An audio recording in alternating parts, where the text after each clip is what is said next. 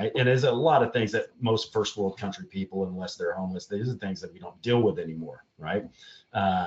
But yeah, protein has its own RDA, because out of all the macronutrients, protein, you have to have protein. Like you can't not have protein, because your body can't make protein. So you ingest amino acids from your protein. Your body breaks the protein down. It breaks it down into amino acids and peptides, and then it uses those amino acids and those peptides to create other things, not just muscle, but also hormones and enzymes and everything else. Yet also to feed things like your immune system. And to fuel liver detoxification, right? So we won't get like David Avocado Wolf hippie foo-foo, but yeah, liver detoxification, you have to have the right things. You have to have certain amino acids to get stuff out of your body. That doesn't mean go buy yourself a box of detox shit at your local health store. That just means like if I get ample amounts of protein in, that will increase the ability for me to get things out of my body that my body's trying to get out. It keeps your immune system happy, especially in the gut. It does build muscle. You also oxidize some protein. So in a mixed macronutrient state, you oxidize roughly about 5 to 10% of your protein.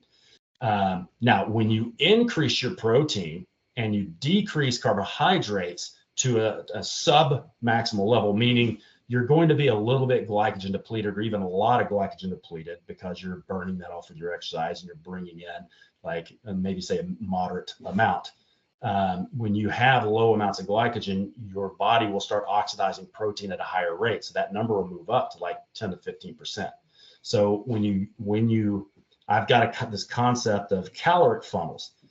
You can create caloric funnels that allow you to eat more without having to diet so hard. So thermic effect of food. When you eat protein, about 25 to 30% of that is going to just, those calories, that energy is going to be used to basically process the protein. So if I look at fat, it's negligible. It's like point nothing, right? Carbohydrates is somewhere around 10 to 12%. So if I'm on let's say a mixed caloric diet, let's say I'm something like say a 40, 30, 30, something like that. Zone-based diet.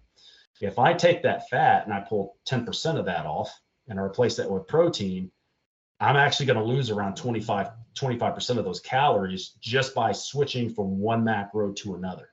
If I take some of those carbohydrates and take those out and replace those with protein, I'm going to get about a 12% reduction in those calories from the thermic effect. And I've seen people talk about, it doesn't matter, it's not that much, but I disagree. I think if we look at a long-term goal, let's say that number was 100 calories a day. So let's say I made a switch and pulled some fat off and I replaced that with protein, and then that reduced my calories through thermic effect by 100.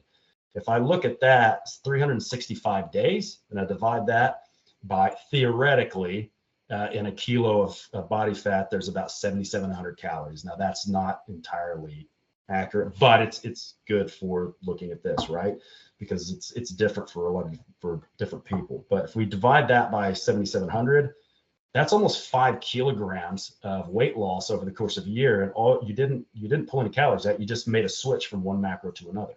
So that's an easy